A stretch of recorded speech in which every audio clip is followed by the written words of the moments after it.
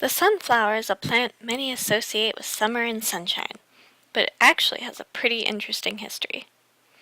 It is one of few crop plants to originate in North America, having been domesticated around 2600 BC. There are two types of sunflower grown, oilseed and non-oilseed, also known as the confectionery sunflower. The oilseed tends to be smaller and is black with a high oil content. It is processed into sunflower oil and sunflower meal and is chosen for most birdseed. The confectionery sunflower seed is larger, with black and white stripes. It is used in a variety of products from snacks to bread. New Sun is a popular flower breed for mid-oleic oil produced in Canada. So the top 5 current producers of sunflower seeds are the Russian Federation, the EU 27, also known as the EU, Ukraine, Argentina, and Turkey. The seed kernel is the only part of the plant used for food, although the stalk is sometimes used in paper production. Sunflower seeds only represent 8% of the global oilseed market. Centers of diversity include Mexico and much of North America, Arkansas having been a potential location of sunflower domestication around 4,000 years ago. North America features a variety of climates, most of which sunflowers can thrive in, from humid subtropical to prairie to slightly arid climates like, Mexico. Oil types from sunflower seeds include linoleic, a regular oil type, New Sun, a mid-oleic, currently the predominant type, considered to be a healthier oil containing 20% lower saturated fats than linoleic types, and it's trans fat-free. Its minimum oleic content is 55%. High oleic is the third type and is a specialty oil used in lubricants and food coatings grown by contract only. So as for the requirements of planting sunflowers, they require about as much phosphorus and potassium as most other crops, and farmers tend to apply 2/3 as much nitrogen as used for corn. The row widths of 20 to 30 inches tend to work best, and the lower populations with large heads tend to lodge less, so they don't fall over as much, than the larger populations, and sunflowers do require full sun. So how does one go about planting sunflowers? The large seed varieties can be planted up to 3 inches in warm sandy soils, and a planting depth for oilseed types is usually 1 to 2 inches.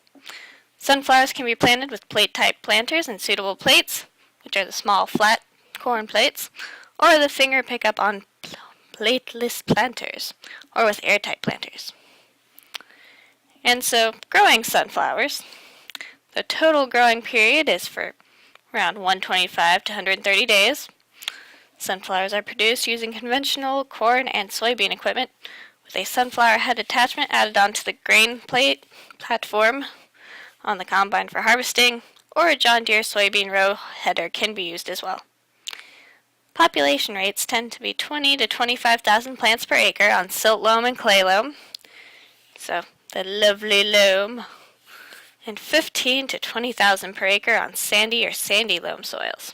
So this is a good example of what a sunflower head looks like just before it's going to bloom. The inflorescence isn't quite able to be seen just yet, so we'll move on to the next one that's almost ready to bloom. This one, you can still see the petals starting to begin. It's not quite open yet, so it is still tracking the sun. The rest of the sunflowers on this whole row, as you can tell, tend to face towards the same direction. Sunflowers, just before they bloom, just the day before, they permanently face east. It is slightly unusual, you would think. But they are known to be heliotracking, so they track the sun as they're growing. So when it comes to harvesting these sunflowers, the combining usually begins at around 18 to 20% moisture content in the seeds. And once they're harvested, they are then transported to factories for processing.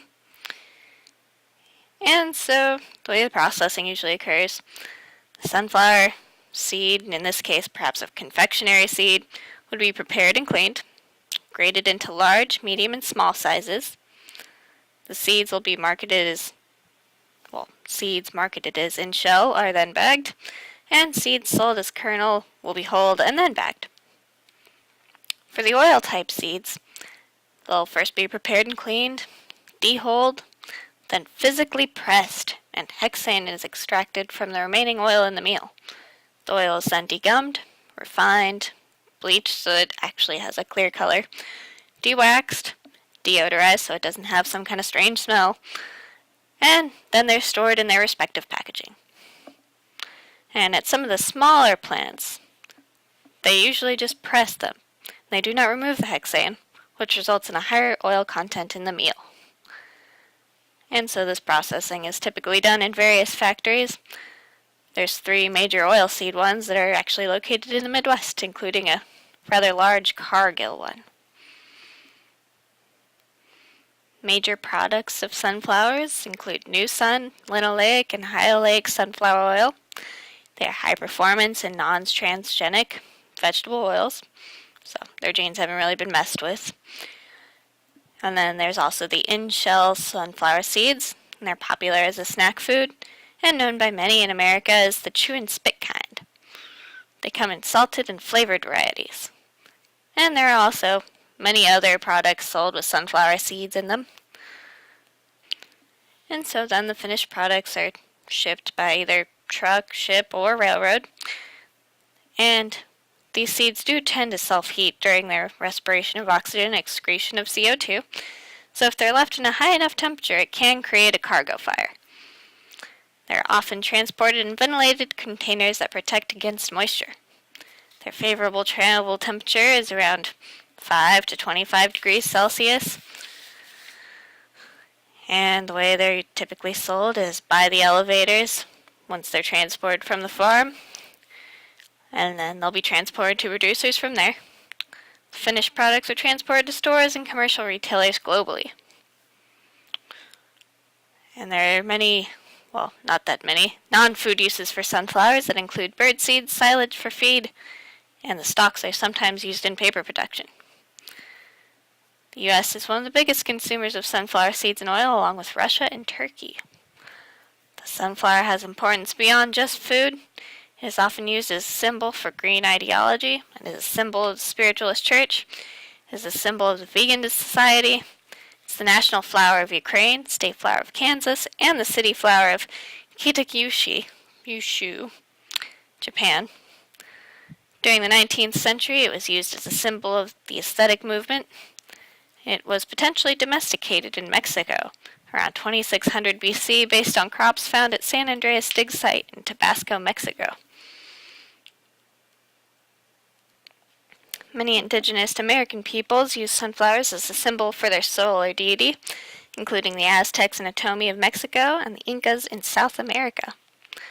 During the 18th century, sunflower oil became popular in Russia, particularly with members of the Russian Orthodox Church, as it was one of the few oils allowed during Lent, according to some fasting traditions. In 1510, Spanish explorers had encountered the sunflower in the Americas and carried its seeds back to Europe.